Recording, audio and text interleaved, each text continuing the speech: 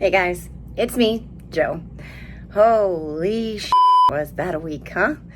A lot to unpack about the debate, but largely the top lines are that it was fucking epic. She destroyed him. She put on a masterclass in how you handle a narcissist like him, and she drew attention to all of the things we've all been begging the media to talk about when it comes to Donald Trump's crazy. And she walked away triumphant, and it was an incredible moment. I watched it with my kids.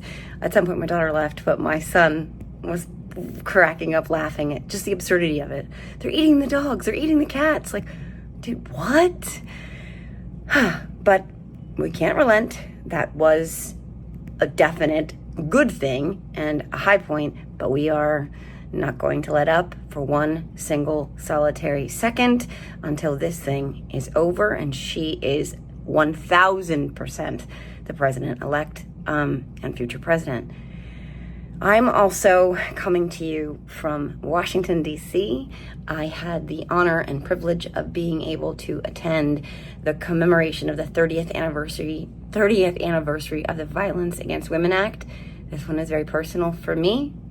And as beautiful as the event was and significant as it was, which it is, I got to meet Joe Biden for the second time. And it was exactly 2 years to the day of the last time I met him. And by the way, he has not lost his step cognitively, not one iota. I got to tell him just how much I love him, just how grateful I am for him, and how much I'm going to miss him. And I got to thank him for putting country first as always.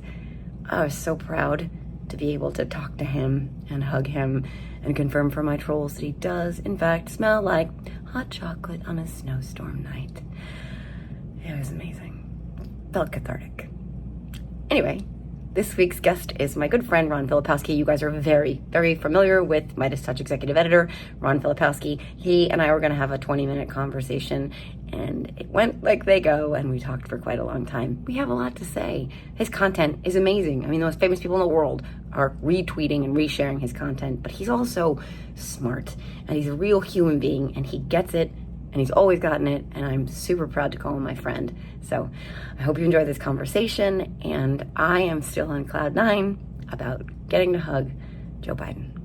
Okay, enjoy. Okay, well, so this is the lowest of the low-tech podcast recordings I've ever done. Thank you for your patience, Ron Filipkowski, and welcome back to the Are You Effing Kidding Me podcast. I'm so excited to talk to you. How are you?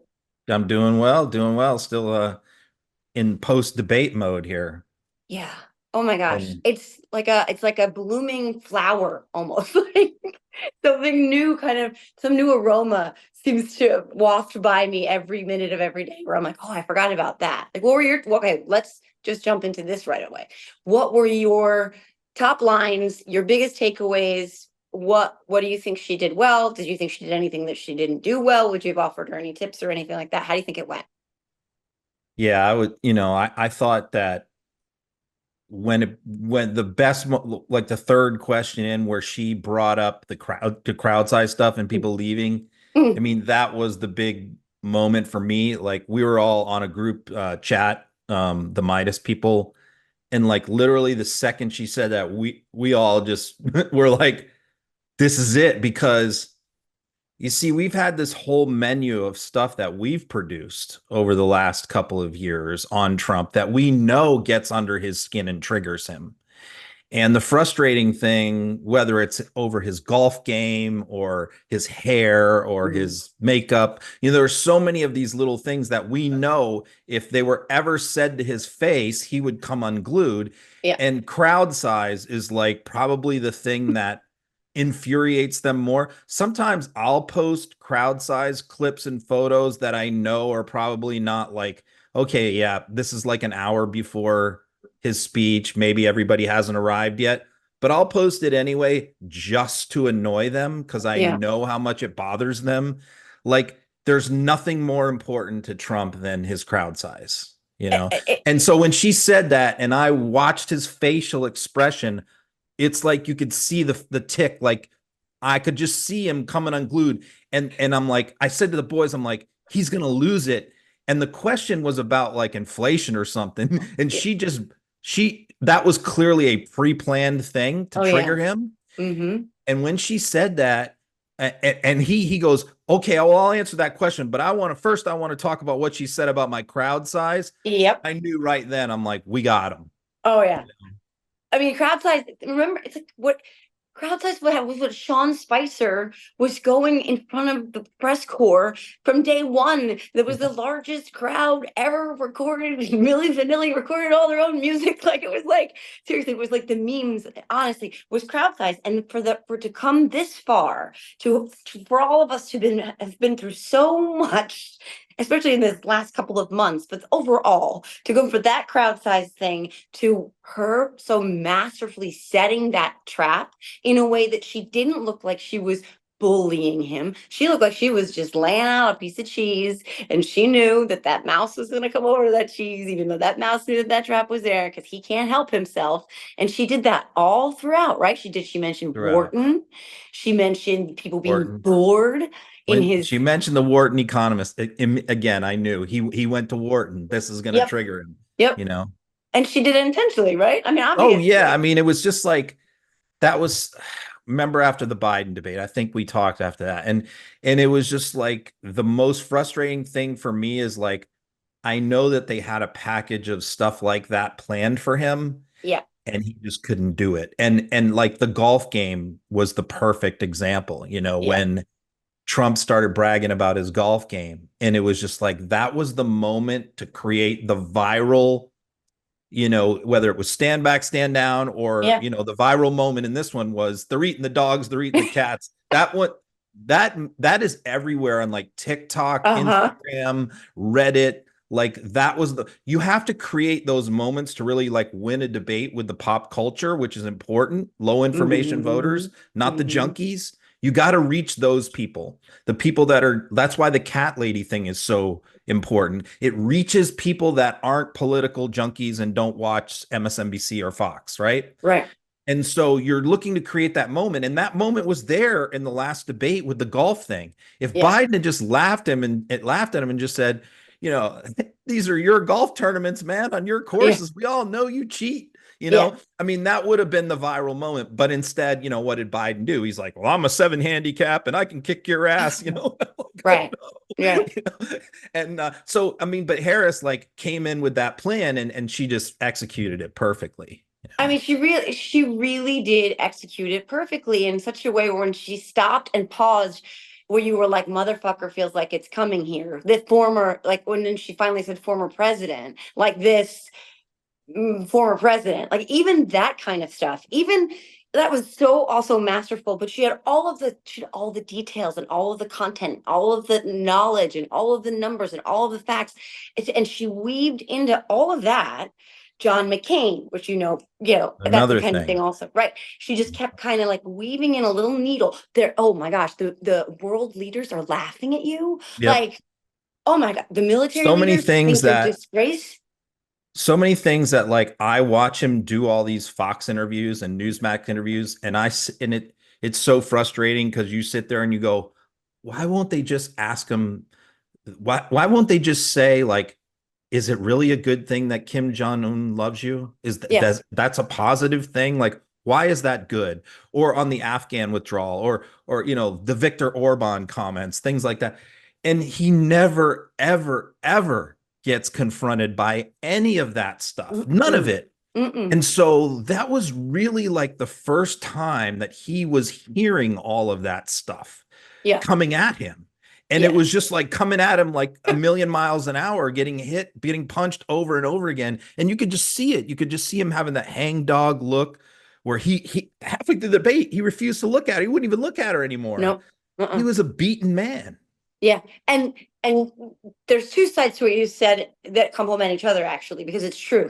He's never experienced that before because he's been so insulated and they've only put him in front of Right. friendly fire. But the American people also needed that, because what I woke up this morning realizing was, holy shit, she kind of ungaslit us. Like we've all been like looking around going, you guys see this gorilla in the middle of the room that's throwing shit everywhere, right? You see the gorilla. Like, why are we talking about this gorilla that's throwing shit all the time? For some strange reason, we're still talking about how slow Biden talked or how low Biden talked or whatever it was from that debate or from anything else, where it's like we somehow keep accommodating the absolute lunacy that is Donald Trump. And we don't hear it enough. We don't see it thrown in his face. We don't hear it enough to confirm that we're not nuts enough. And that's exactly what she did. She not only let us see that we're not crazy in thinking all this is crazy, but she called him out directly on all of it, which is what we all would secretly, not so secretly, love to do. So she both, he hadn't been used to it, and we were all so liberated by it. It was like, so many people have explained it to me as like, it felt like they had been holding their breath for a really long time. And by like halfway through that, and I mean like a long time, right? Like, so this whole cycle, halfway through that, they were like, huh, I can breathe. Like, it was like a release for all of us too. But yeah, he did not have the first clue. He did look completely browbeaten and rejected and dejected. And then if you watched him at Ground Zero yesterday, yes, that was yesterday. There were a couple of clips of him when he didn't think the cameras were on, where he did that thing like when he was booed, where he'd be like, he's running Mhm. through his mind, is that debate, because he knows he got destroyed, no matter what that sycophants say. But it's also, last question on this one, it's also really interesting because when Biden had a lackluster debate, we can all agree on, we all splintered and they circled the wagons, and they're not breaking ranks. They are not saying that it was a shitty debate. They're blaming the moderators instead, Republicans. It's this odd thing that you're taught, in school and by your parents and at Little League and soccer and in the military, you're taught these like basic life lessons, which is like when you screw up, when you make a mistake, you own it, you admit it, you recognize it first. You have to be self-reflective and self-critical. And you say, I screwed up. This is where I screwed up. You admit it, you accept it, you apologize, and then you fix it and you get better. That's how you get better as a human, in your job, at baseball, whatever the case may be. Right. You can't get better if you don't admit your mistakes and fix them.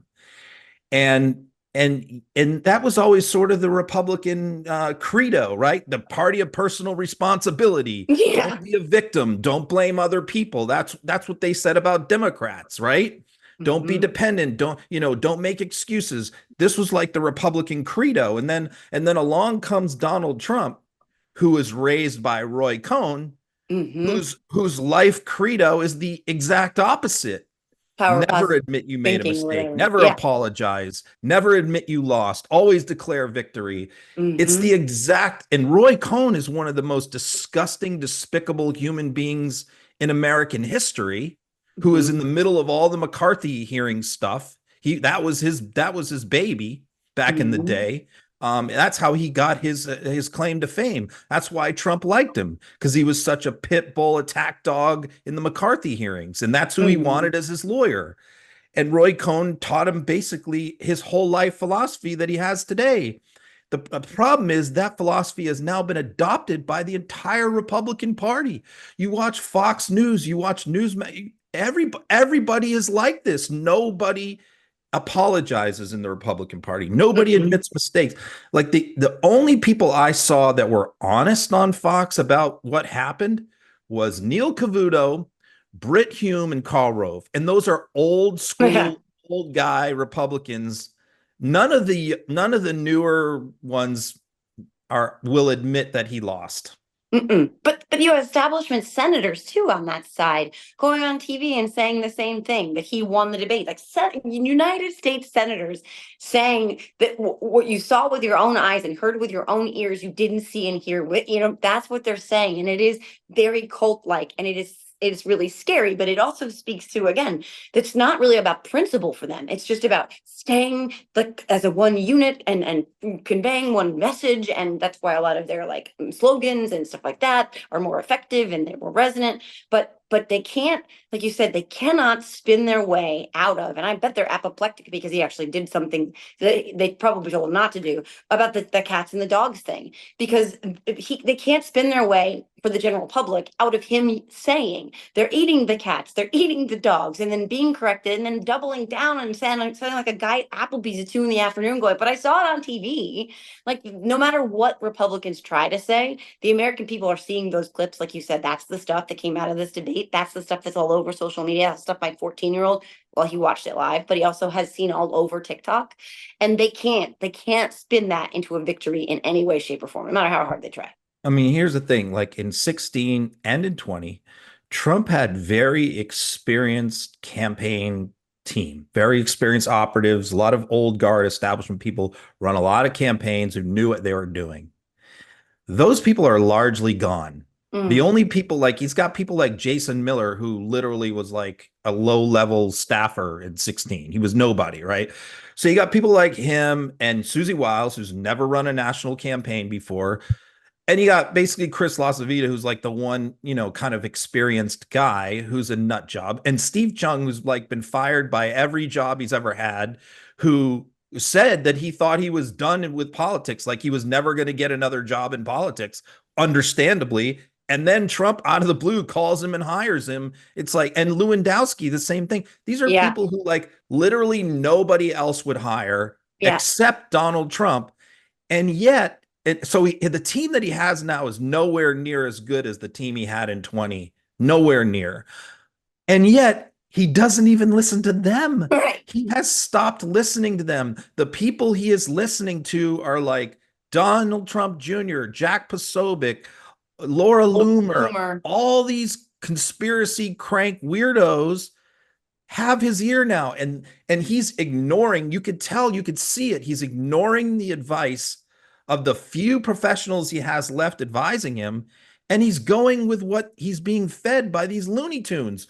You saw that in his answer about her race, the you ain't black thing. So that's brought up. He's confronted with what he said about, she's not black, right? And the first half of his answer, he goes with what he has been advised to do, which is he stopped talking about it because it blew up in his face when he first started saying it. His advisors beat on him day after day. Stop talking about her race. Move on. Don't talk about it. And he stopped. But then it gets brought up in the debate.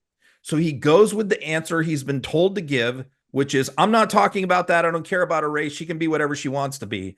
And he wants to leave it there. But then the moderator says, but you did say those things. And then boom, he went right in. He couldn't help himself. He went, well, maybe she isn't black. It's like you saw in that answer the two halves of what's going on here. The advisors who are telling him the right thing to do, and the crazies in his other ear going, she's not really black. He's all the diagnoses, right? Like, he's a narcissistic, sociopathic, psychopath, all the things that we know about him now, but he's never had the capacity for discipline or self-control. And we 1000% saw that battle. I mean, I can't honestly believe he tried in any effort to answer with the way he was sort of coached to. We saw it also the RNC, where he started off with this very kind of quiet, hushed tone, reflection of what had happened to him, blah, blah, blah. And then that diatribe went on for like 4 hours, and it was like the blood, and it was he can't help himself. Another example of him not being able to help himself was when he threw JD Vance under the bus because he can't thread the needle that is abortion. He can't, because he doesn't actually have a position on it. So he waver and flip and flop, and he's gonna piss one side off, and he's gonna try to help them. He's gonna piss the other side off. And so in the midst of all of that, JD Vance said you said, or that you would. And he's like, well, JD Vance and I don't really talk. Yeah, he doesn't speak for me. He's only my running mate, He only replaces me if I die. Because he has this, like, and that's why, like, I pushed so hard to have a reporter ask him about how he's going to vote on the Florida amendment, because I knew that puts him in a box. I mean, he tried to come out with this, hey, the states can do whatever they want, states' rights, I have nothing to do with this anymore, right? But I knew that, like, the way to break that code, the way to get past that, is to pin him down on, okay, you're a Florida resident. How are you going to vote on the Florida Amendment? Florida Amendment is 6 weeks or Roe. Which one? It's a binary choice. There's no third option, right? Yeah. So how are you going to vote on it? And, his first answer was, when he was finally confronted by it, by a reporter who follows me, It was he you've been says, pushing, you six have been weeks is not pushing. enough. Yeah. And what happened? What happened is, I knew what would happen. What would happen is the right winger pro-lifers went crazy. Yeah. They went nuts, and he got tremendous backlash from pastors and everybody else who said, dude, our people are not going to show up if you go down this road. And he, within 24 hours, took it back, right? Yeah. Because that's the conundrum. He understands that 60% at least of the country is pro-choice, but his base is not. Right. And he needs that base to, like, every single one of them to turn out. And those evangelicals are not going to turn out if he continues to go soft on abortion. And he's just not deft enough. Well, first of all, nobody would be deft enough to navigate a position that includes agreeing that 6 weeks is too short, but that every state should be able to make their own decisions. And that could mean that 6 weeks is that's what do you go with, right? Like you can't hold those two positions. You can't possibly, because they're too contradictory in nature.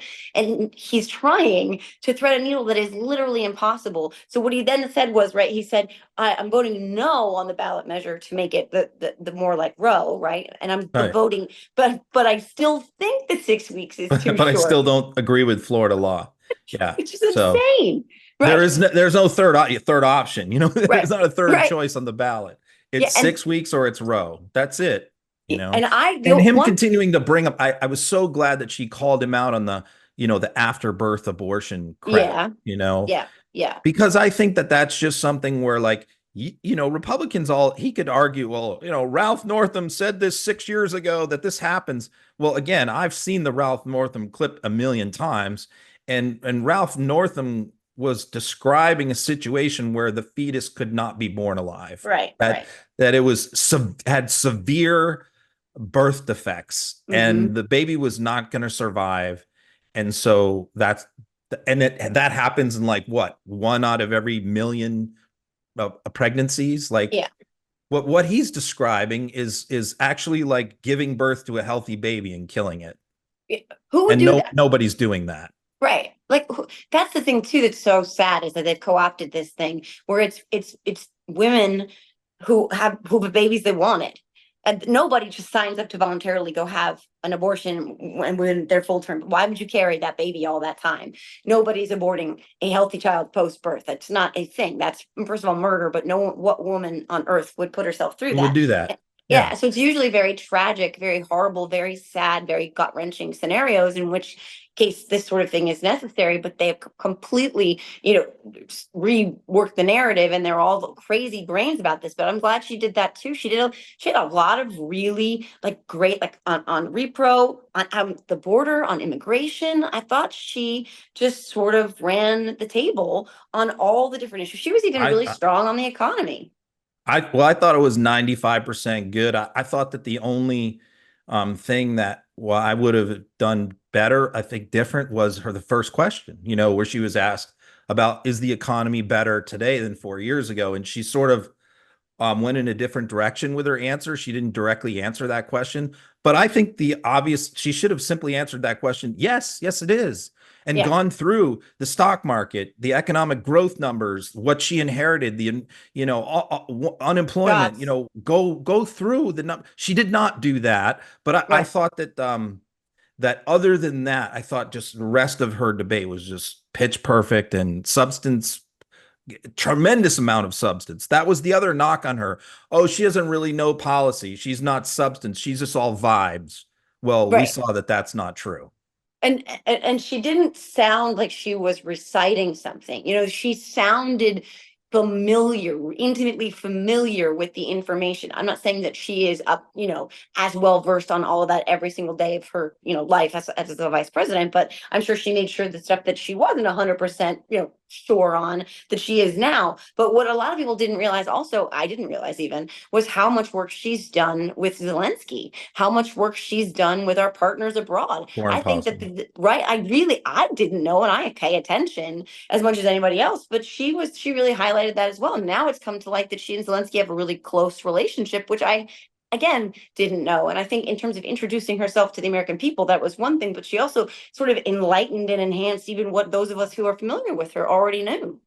Because let's face it, that's one of the biases of the American people and always has been. I think it's one of the against a woman, the president and a woman Mm-hmm. candidate is foreign policy is, Mm-hmm. we, I think a lot of voters are comfortable voting for a woman on domestic policy, but they wonder like, is a woman, this is just the American, I don't know, misogyny, whatever you want to call it, sexism. Is a woman really tough enough to handle Putin, Right. to deal with a war situation? I think that Americans are backwards in their thinking, a lot of them, compared to like Europeans in this Mm-hmm. area. And we saw that with Trump, with the contempt that he had for Merkel, Yeah. that was clearly misogynist based. There was no other basis for that. And Mm-mm. and so I think that she needed to address the fact that she has a firm grasp on foreign policy. And I think, here again, hasn't really been talked about very much, but I was thinking about this today. Trump was asked multiple times, do you want to see Ukraine prevail in this war?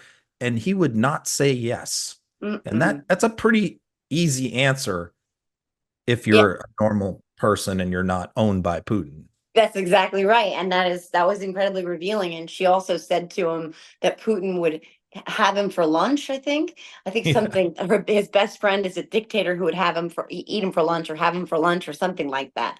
Like that. And that was such an interesting moment too, because she's calling him a pussy basically to his face, and that Yeah. is doing the work She's for a saying, bad guy. yeah, because there's this perception, especially among MAGA, that like he's a strong man, he's a tough guy. And what she pointed out is, it's just so many things I've been saying on Twitter for like so many years that you feel that I'm also been screaming like, why doesn't the media cover any of this stuff? Why didn't they say anything? It's like it's the obvious thing. He's so easily swayed by flattery. I mean, it's Yeah. so easy. He's so easily manipulated. Look, if Marco Rubio and people like that can manipulate Trump by like trashing him and saying every mean thing in the book about him in 2016, and then 5 minutes later they're best friends because he starts flattering Trump. I mean, how Yeah. many times have we been through this drill before where Mm-hmm. Republican politicians who have trashed Trump in the past, Nancy Mace is another perfect example, Yeah, she decide to is. go full MAGA, kiss his ass, and suddenly they're the greatest people in the world to Trump. Yeah. People like Putin and Xi see this. They see Mm-hmm. how easily it is to manipulate him with a little flattery. Orban, all these people do is come over and say, you're the best president we ever had, Donald. You're the greatest. We miss you. We love you. And they own him. That's it. Mm-hmm. They own Yeah. him. Yeah. It's not hard. And Harris pointed that out really well. She did, and she also in doing that, she sort of made the case for the converse side of that too. He is a bully, and like he's a bully who is easily manipulated by flattery, but he's a bully because what he does is he projects all of his insecurities on other people, right? Like always, every bully does.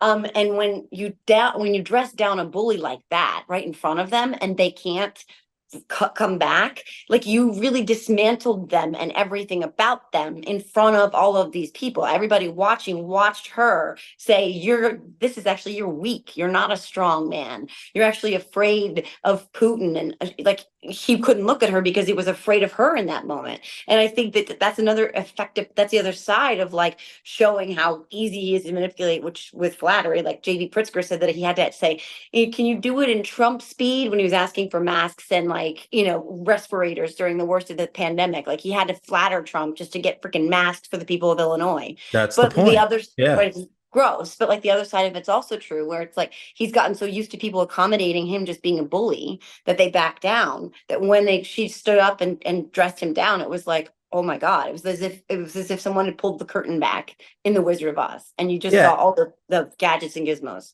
And one thing I was worried about was like, she's never met him. She had never talked to him. She had never confronted him before, I don't think she's ever been face to face with him before. So you just wonder about it. Are they going to be intimidated? He's a big guy. He's a bully. He yells and screams. He's obviously, probably the most famous person in the world. I think we can agree, like if you polled the world population, they probably more people would know him than anyone. So that, you would think like, is she going to be intimidated? Is that going to be, is she going to be nervous for a while? And he talked about the fact of like no boxes, right? You can't stand on top of Hmm. anything, like because Hmm. he wanted to project his height and his bulk compared to her being somewhat petite, right? So this is what he wants to project. And what does she do? She takes the whole thing away. She just grabs him by the balls. She walks right in there. She walks over to his podium, not meet him halfway. He didn't go towards her. And she said, I'm Kamala Harris. And to me, that was like it just like I said, she grabbed him by the balls. She emasculated him Yeah. in 1 second into the Yeah. debate, Immediately. And that's the thing too. Like I didn't want to set any expectations because I had set expectations for the last one. I was at the headquarters watching that and I'm still traumatized. So I said I'm not going to set any expectations, but in the back of my right.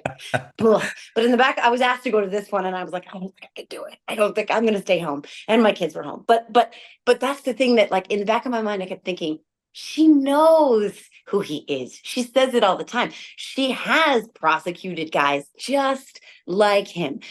We've all seen who he is over the last many years, but she's not only seen who he is, she has gone in court up against people just like him who up until her have gotten away with a lot of the things he's gotten away with. And so she had his number. And like she knew that first move, she knew you got to get in there, you get in there right away. You let them know who's boss. I don't care how little or short I am. I'm coming over here into your territory on my terms, and you're not used to any of this. And it was like she set him off he was unbalanced immediately. Like what just happened? And that it was a ballsy power move, and she does have his number. And I thought that it was setting the you tone know, right there. Was like, oh, did that just happen? Oh my God. It was I great. was thinking about 2/3 of the way through about her career as a prosecutor because, look, I spent 29 years as a criminal lawyer and most of that time as a defense lawyer doing big cases, murder cases, drug trafficking, you name it, against people like Kamala Harris. And when you walk into a courtroom and you're sizing up that prosecutor and you're trying to figure out, is this someone who's a little bit nervous, who's scared, who's intimidated, who you can bully, you're feeling that person out. And, I've dealt with a kaleidoscope of different prosecutors in that genre. And, she 2/3 of the way, the thought came to me, I'm like, this is just like one of those ball buster woman prosecutors that you go in and you're like, she's just like, no nonsense, no bullshit. Don't try and sweet talk me. Don't try and charm me. Like, your guy's guilty and I'm putting him in prison for the rest of his life. And there's not much you're going to do to stop me.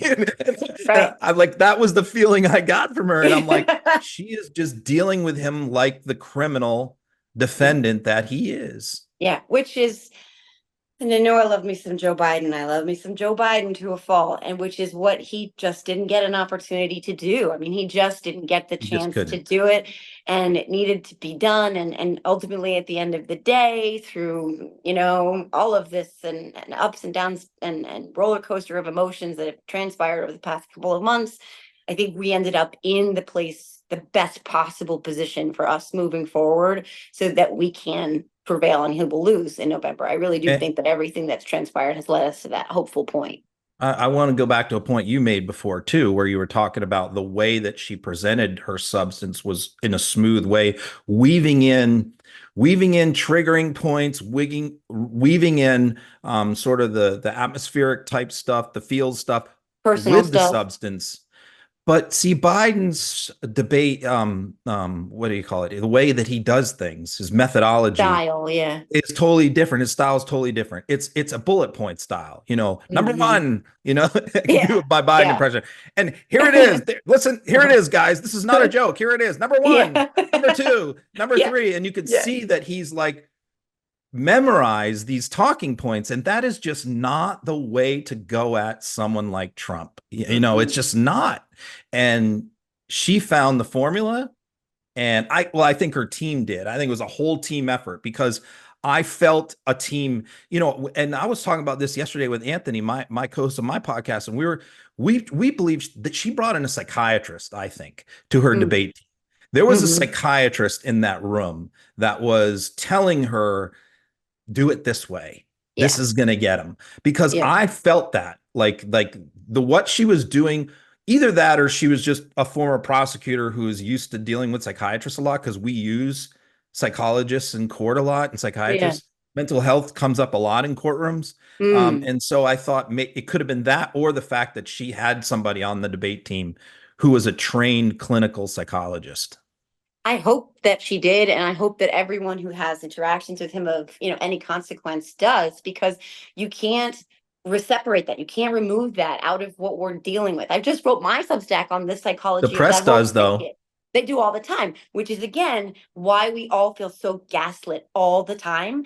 I mean, we feel like it's like again, it's I see this gorilla that's just flinging shit. And so like on Jake Tapper's face. And Jake will just wipe it off and like move past the gorilla and not talk about the fucking gorilla and then talk about, well, what's at stake in this debate for Kamala? And it's like, you had shit on your face 5 seconds ago. We're not talking about that. But she pulled that curtain back. I think she really helped for all of us, even whether or not the moderators, blah, blah, blah, like whether or not they're being criticized. I think they did exactly the right kind of fact checking, which we needed in the first debate, by the way, desperately needed in the first debate. But she did this thing where now we're like, okay, see, we're not crazy. He's fucking nuts. This part of his psychology that is so unhinged that he's screaming about people eating dogs and cats, even though he's being told it's not true. And then she tells him he can't accept that he lost the election. The psychology of this person, I hate calling him a person, is a crucial component to why he should never be anywhere near the levers of power ever again. We can't ever talk about them separately. The press can fuck off. Yeah, and they're afraid to talk about it. Yeah. They're afraid to. You've never heard, I don't think, on like CNN, ABC, NBC. And again, sometimes when I talk about TV, people will give me examples from MSNBC, and I'm like, listen, that's like less than 1% of the country watch that, and they're all Mm. voting Democrat anyway. Yeah. I don't give a shit what's happening on MSNBC. What I Yeah. want to know is when I'm talking about the press, I'm talking about local news. I'm Hmm. talking about ABC network news. I'm talking about Good Morning America. Though that's what I'm talking about. And you will never, because those are the people who reach the swing voters, right? Yes. You're not persuading anybody on Fox. They're all made up their mind. You're not doing that on NBC, MSNBC. So I don't really care about what's happening there. I Yep. care about the other places. And that's where those people, you will never hear them bring up or even entertain a discussion about the fact that Trump might be mentally ill. No, never. And it's not as if people aren't sounding the alarm everywhere. And you've been sounding the alarm. George Conway's certainly been sounding the alarm since like way back in 2017. But like, I mean, it's not that we're trying to knock people who have mental health issues. We all have them. It's that people who have them and they're unresolved or even like unaddressed, and then use them to exact their retribution on the rest of us. That's the kind of thing you need to know, because that's the kind of person you should not be president or vice president of the United States of America. Like that needs to be part of the conversation every single solitary day. So the rest of us are going to have to keep carrying that torch, because you know that Michael Strahan's not going on Good Morning America tomorrow and talking about what's mentally wrong with Donald Trump. But JD Vance have issues with his mom because he was abused. Is that why he hates women so much? Like that's not happening. But the rest of us can keep talking about it because it's crucial. And I think also that is something that Kamala highlighted without actually saying it. She shined a light on a lot of stuff that was super helpful moving forward. He's not going to debate her again, though, right? I don't think that it will happen. I mean, I think I was a little surprised that she said she wanted another debate, but I think she was saying that for effect to, again, to, rattle him a little bit more. There's Yeah. no way. I mean, he already said, like, he went on Fox and Friends, his comfort place. You Yeah. know, that's I call his like his therapy. He goes Yeah. on after something bad happens, something happens at a rally or whatever, and he's getting killed in the press. He'll go on Fox and Friends to like get talked down, and then he'll do Hannity, and then he's fine again. He's like recalibrated. Yeah. So he goes on Fox and Friends the morning after the debate, and they asked him that question. They asked him, like, will you accept the Fox? Will you still do the Fox debate? And what did he say? He said, I'll only do it, but I won't do it if Brett Baer's the moderator because he's mean to me. And it's like, I want Hannity as the moderator. So it's like, oh yeah, sure, Yeah. let's go to Kamala Harris and go, okay, let's do a Fox debate with Hannity. Yeah. Not Like a chance. that's basically just saying, no, I won't do another debate because Yeah. that that's not going to happen. No. Well, are we going to get a vice presidential debate? I don't know. Yeah, Is yeah, that that's October 1st. okay?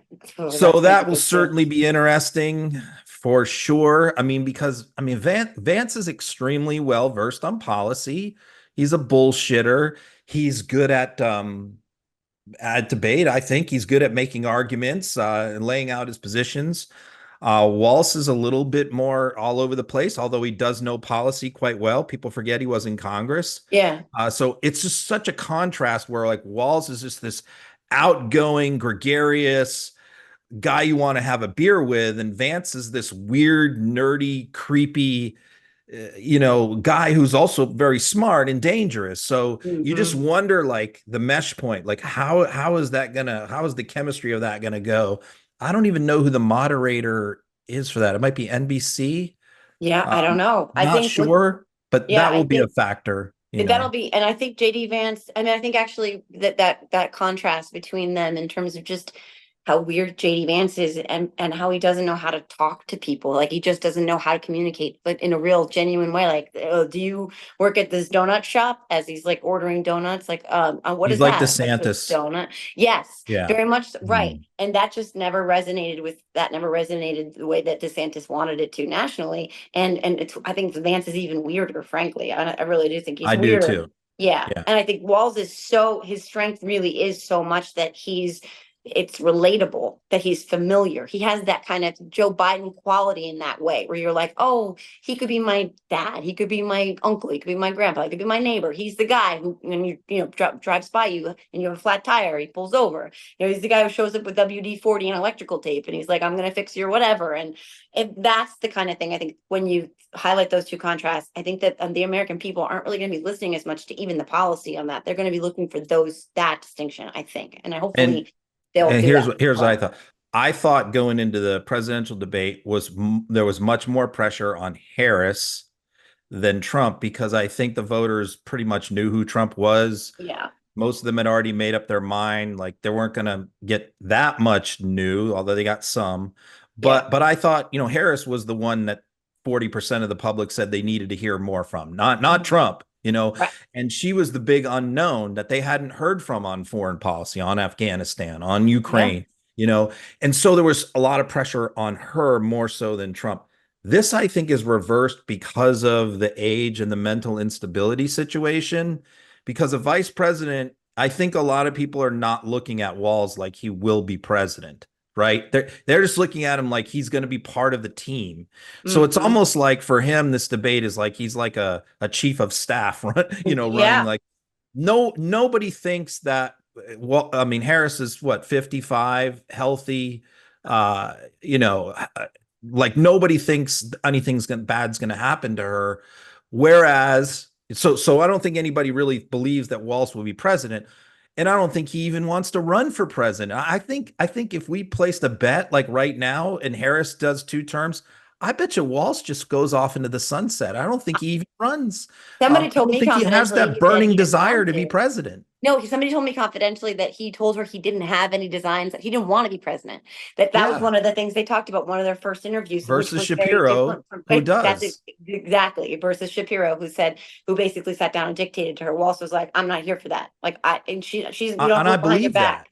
Yeah. Some people bullshit, but I believe, but on the other hand, I think with Vance, there's a reasonable likelihood given Trump's weight, his health, his diet, that Vance could be president. And so I think a lot of people, there's a lot of scrutiny on him. A lot of people are going to be looking at him going, we don't really know much about this guy. Yeah. When Trump first picked him, I think only 21% of the American public knew who he was. Okay. He's So we don't really know much about this guy. And this guy very well could be president in 2 years. So we need to find out. So I think there's a lot of pressure on him. Right now, the only thing that a lot of these low info voters know about him is the cat lady comments.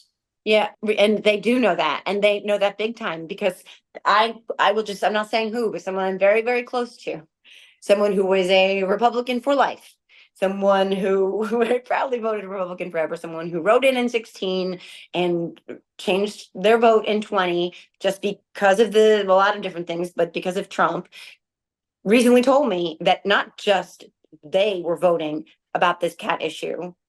They flipped. They're now independent because of his because JD Vance is so awful, and that every person that they've spoken to who is in sort of their peer group, who is also either current Republican or former Republican, that is their gender, has said that's a disqualifier. Fuck him. I'm not voting for them. I'm not voting for that ticket at all. That comment, I mean, Stevie Nicks is tweeting about it now. Like Taylor Swift is tweeting about it, like or Instagram posting Jennifer about it. Aniston Jennifer Aniston, did it. it's not going away. It's not going away because it didn't just punch Democratic women in the stomach. It punched every woman in the stomach who doesn't have kids or does even. And so like Republican women, independent women are pissed about You know, that. it's funny because sometimes people ask me like, what do you do? And before it used to be so easy. You know, I'm a lawyer, criminal lawyer, you know. Now people ask me what I do. I'm like, well, I run a media company, a website. And because you also don't want to, you don't until you know somebody, you know, you Oh don't know yeah. their politics, right? So, Yep, you I know, know. well, I run a website, it's involved with politics, you know.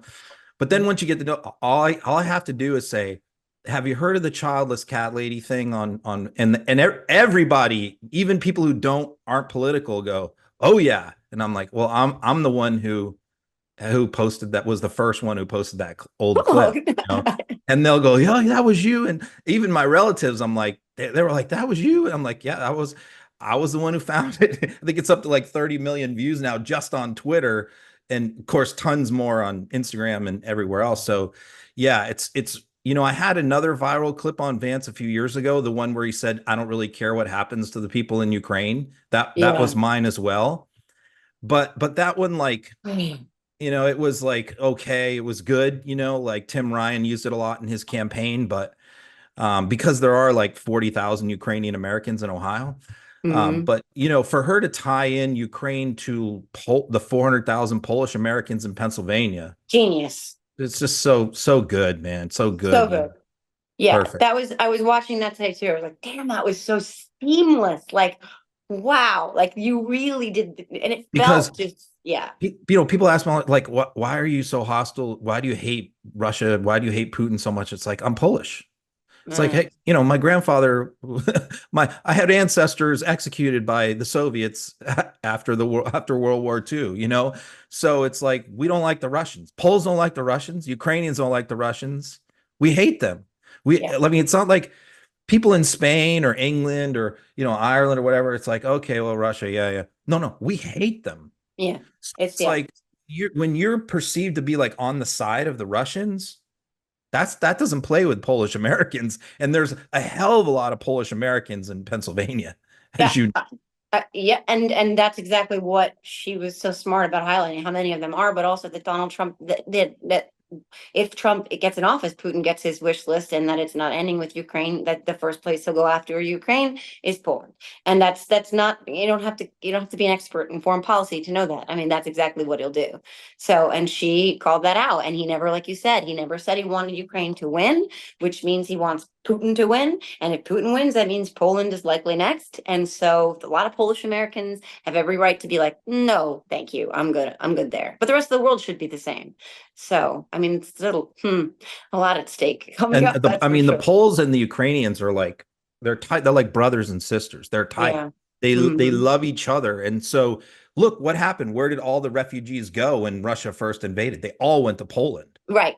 and Hmm. Poland welcomed them in with open arms. You didn't hear like, we're not bringing all these people into our country. Right. No, you didn't hear that from Poland. No, the Polish people weren't like, those Ukrainians are eating our cats and dogs. They're eating cat. No, it was like they give them the shirt off their back because they understand they're in the same boat. Any Right. anybody who's on the western border of Russia, Baltic countries too, they're all in the same boat together. Yeah. And she spoke to the power of NATO and the importance of NATO, and that I think that so often gets lost in all of these conversations because I mean with world order, we're talking about the consequences rippling across the entire globe if it's Donald Trump and it's not Kamala Harris. So Oh, yeah, just a couple of things to worry about. Keep us up at night. But this one was a win. It feels, I feel energized going into whatever comes next. Uh, Yeah, I felt like just a great like pressure lifted, like a weight lifted, like, yeah. it's like, okay, we have the right candidate. Yeah. This is the right person for this moment. And she is living up to her end of the bargain. Because sometimes, you put a lot of faith in somebody and they don't live up to that, whether, they get caught as a candidate like Gary Hart, or having an affair, or, Right. somebody like Ted Cruz Keep driving it. his What was his car name? off a Edwards and bridge. I mean, what was his Ted Kennedy. Edwards? I'm Yeah. sorry. No. People put their faith in politicians and then they always get let down, more Hmm. often than not. Bill Clinton with Lewinsky, there one example after another. But, we were hopeful and she didn't let us down. I mean, she lived up to her end of the bargain. And Oh. that was liberating for me because I now have confidence in her going forward that she's Hmm. not, that's the other thing is should she start doing interviews, because this is the knock on her, right? She's done one. And, number one, I feel very confident that she could do well in them. Then number two, I think she's kind of like carving out this thing like, is this really necessary? Do you really have to do these to win in 2024 America? I The don't think you do. traditional campaign stuff. I don't think you do. I mean, again, they leaned into the creator stuff at the DNC. They lean into it all the time, but I think they realize the American people are getting their information from a diversity of Yes, sources, for sure. But I also think that she's like, you know what, you guys aren't, you're not dealing in truth much anymore. You know what I mean? You're not being straight shooters with the American people. So why would I spend my time and energy talking to you? because It, all they want to do is what you saw in her one interview that she did, which is like, this is what you said 10 years ago. You've changed your position. Why did you change your position? And it's like one question like that after another right. of she's trying to have this forward looking vision and plan. And they want to talk about, well, this is what you said in 2018 about Joe Biden. It's Right, like, right. I'm not here to talk about that, Right. And they're not talking about what and Trump nobody said last week. cares Right. No, nobody cares about what she said about fracking 10 years ago. Nobody cares. But they're also not talking about what Trump said like last week. Like you know what I mean? Like that's the yeah, thing that's so maddening. It's like yeah. Trump can say something like, I'm gonna overturn the Constitution or whatever the hell he said about the Constitution when he said that, or shoot somebody in the face with that, or whatever, any craziness, whether you could pick or choose, bloodbath and all of this stuff. I mean, it's like you can't even keep track of it all. But they don't talk about that. But they don't want to ask him about that. They never do ask him about that, in fact. But they want to talk to her about something she thought 10 years ago or said 10 years ago. It's You know what we madness. did when we got the chance to interview Biden, what Ben did, because he had a chance to interview him, for like 5 minutes, and Yeah, and I we put remember our that. heads together and we came up with the plan, and the plan was like he showed him like three clips of crazy shit Trump said and had him Yeah, react to that, and yeah, he was fantastic. It was great, and yeah, I thought, why doesn't media do that? Why don't they go like, this, look at, here's what Trump said about Hannibal Lecter. What do you have to say? Like, and just get her to laugh and go, this guy's crazy. Why don't they mm-hmm, do that? mm, They don't. It's because they feel like there's this playbook, there's this media playbook, and they have to follow this playbook. Let me just give you an example from like how we do our website and our news stories that's different than traditional media, which is like if I get something on Jason Miller, let's say, some dirt, some nasty, where he said something crazy, like if I wrote for CNN, I would have to reach out to Jason Miller for comment. I yeah, would have to get his side of the story, and I would have to print his bullshit in my story, right? So right, I would have to go, this is what Jason Miller did. This is what he said. It's on tape. Here's Jason Miller saying, you know, fuck yeah, Joe Biden, fuck you, fuck CNN, you're all assholes. You don't know what you're talking about. You're taking me out of context. You're liars. You're fake news. And I would have to print that in my story. That's how traditional media works. Well, at Midas, where we're trying to show a new way of doing it, which is why do we have to do that? right, Why do I need the spin from campaign operatives who are being paid right, to lie? right. I'm not putting all that garbage in my story. No, I no, don't need to get both sides. This is what happened. I don't Mm-hmm. need the spin. And I Right. think that that is the way that media, that's the future of media. Yeah. And it's not trying to like slant it or bias it or whatever. It's just like, hey, we have a point of view. Yes, we're opposed to Trump, but we also don't need to get his side of the story on everything. And we're also, not necessarily, I don't believe it's responsible to try and sort of paint everything with the same brushstrokes when you're not dealing with the same realities. You're just not. You know what I mean? Like we just have to look at things accurately and with a real sense of like, hold on a second, like this guy tried to overturn the last election with violence, and we're treating him the same way as we're treating a woman who has never had so much of a hint of an investigation of any kind into any nefarious conduct on her end, and they're sort of like, let's approach this from the same viewpoint. It's like, you just can't. I You just know, don't the think that's part that honest. was really funny was when the ABC host said, "Well, you've this is the sane washing that we've been talking about, which is media tries to interpret his crazy comments Yes. to try and lead him to sanity, which is, Yeah. well, he can't really be this crazy. So what happened in the debate? Well, you've recently said that maybe you might have lost by a whisker." I'm like, what? I'm like, I didn't even clip those comments because that's No. not what Trump was saying. Trump Mm-mm. wasn't admitting that he lost in those comments. He was being sarcastic. It's one of the Yeah. rare occasions where Trump is right when he says that. He Mm. wasn't being serious when he said that. But the Mm-mm. ABC guy, the Muir, was like, I think he like literally thought that Trump was taking back the stolen election stuff. And so he said, "Well, are you now admitting that you lost 2020?" And I knew like there's no way that Trump is going to say yes, right? Mm-mm. And he immediately was like, "What are you talking about, man? Yeah. Look, this is what these mainstream media people don't understand because they don't understand the Trump base. They don't understand MAGA. If Trump ever came out and said, I lost 2020, that's it, man. Yeah. It's Game all over. over. Those people would have a heart attack. They would be jumping off bridges. He could never say that. Mm-mm. So, you could say, well, was Muir laying a trap there? I don't think so. I think what Muir was doing there is saying, look, we're ready to welcome you back into out of Mm. Crazyville, back into the fold of normal, polite society. Are you now going to say that you lost? And Trump was like, hell no, I won, which was No. great because no one's confronted him with that in a couple of years, Right. because Fox and Newsmax got sued over that. So they can't even talk about 2020 on Mm-mm. air.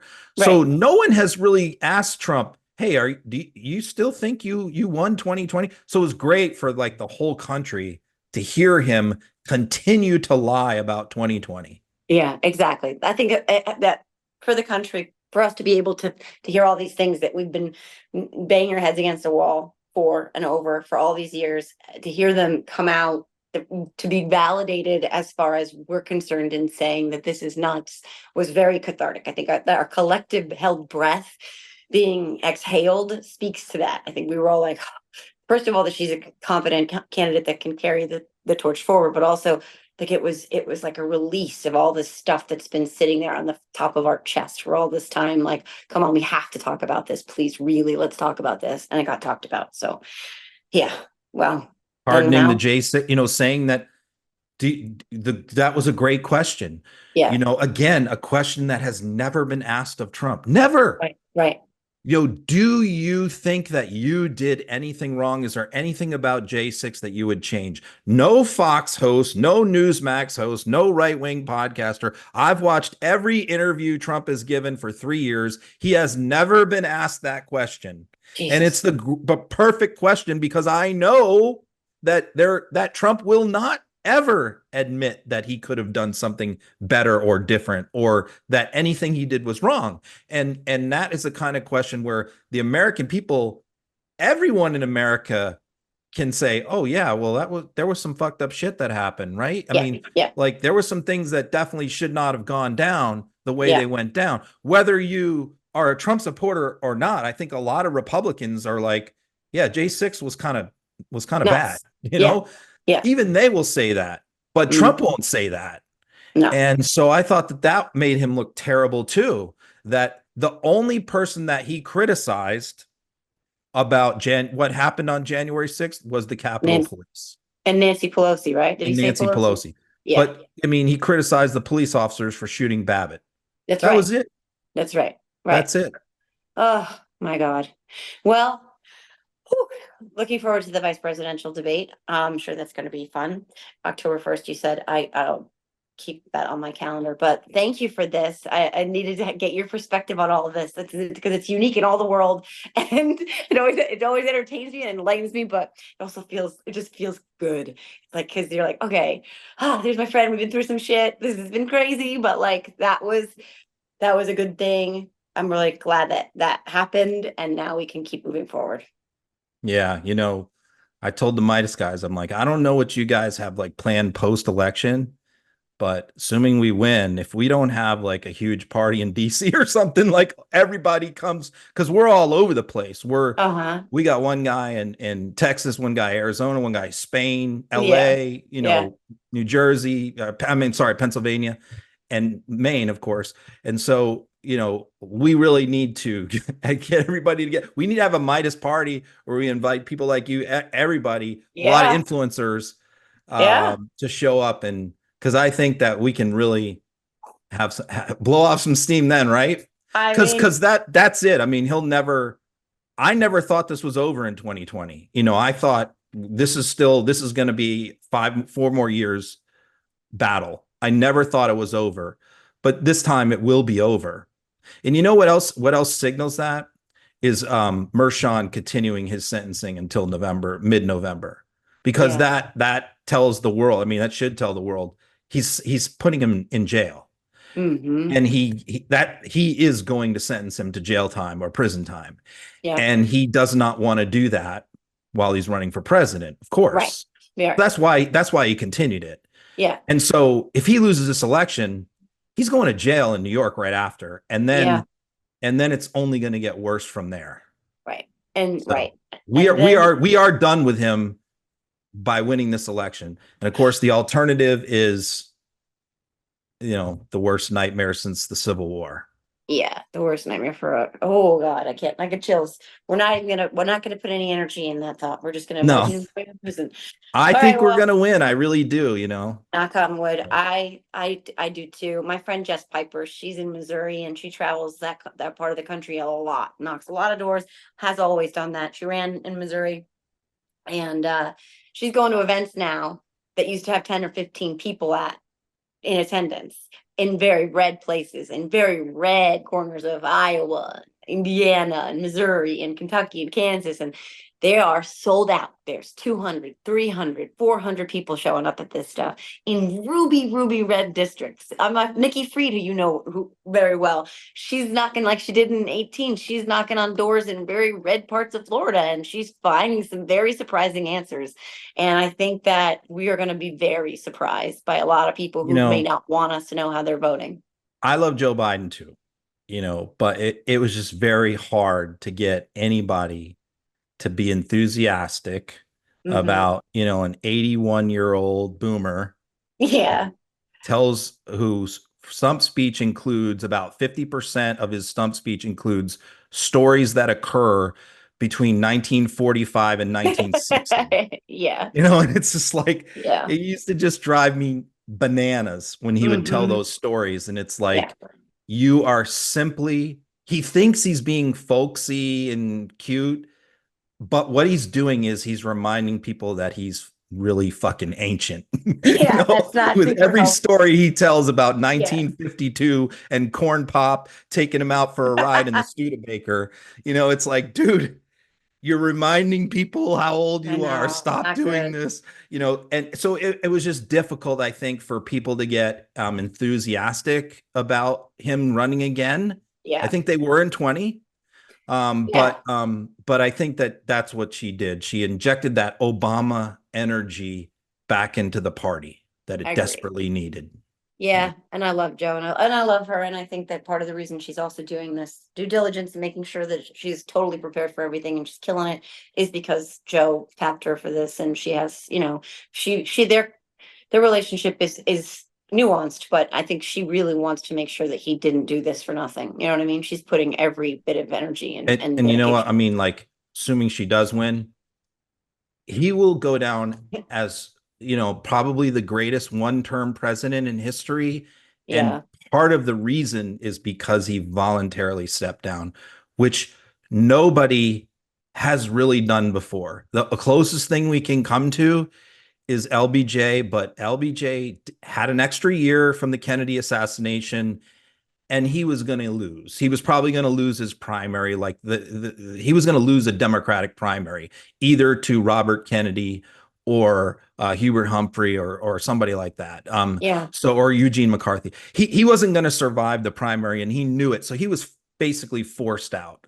Yeah. So there's nobody else. There's no other historical precedent for No. a sitting president to voluntarily step aside for their VP to run. Even LBJ did not do that. So it's that will be part of his legacy, that Yeah. he handed the baton off voluntarily On to his somebody terms. else and put his ego aside. Yeah. And that will be the final chapter of a really good story. I agree. From your lips to God's ears. Well, thank you, Ron Filipkowski, as always. I appreciate your insight. This was wonderful, and I'm sure people are going to enjoy it as well. And I'm so glad to be in this fight with you. Yeah, I mean it's how many days left? 54, I 50. think. Oh, not enough. It's like 16 Oh, hours a day, it's a dead sprint all the way. oh my I God. messaged the other day Corey Mills. Corey Mills he's a hardcore Trump, right-wing Republican congressman from Florida. And we DM and text from time to time. And he's like, I haven't talked to you in a couple months, just checking in. How's it going? I'm like, Uh, I just said sprinting to the finish, man, not yeah. sleeping. He's like, me too. Yeah. That was basically it. It's like everybody on both sides who are fully invested in this are just all out, balls to the wall, pedal to the metal, Yeah. except for Trump, who appears to spend most of his time on the golf course. But the Yeah. rest of us are working hard. Ooh, yeah. It's like Tim Walz says, we can sleep when we're dead. So I'll wait till then to sleep. I'm not sleeping anytime soon. Well, Yeah. thank you so much, Ron. I look forward to that party in DC. Keep me posted on that, okay? Yeah, you're invited. All right, awesome. All right, well, that concludes this episode of the Are You Effing Kidding Me podcast on my phone in a hotel room because I'm about to go to the White House to commemorate the 30th anniversary of the Violence Against Women Act, which was crucial, obviously, and incredible and worth commemorating, and would go away very likely if the rapist, traitor, felon were to get his little teeny fun-sized hands on the Oval Office again. So, with that said, thanks again, Ron. Thanks everybody for watching and listening, and we'll see you next week. Bye.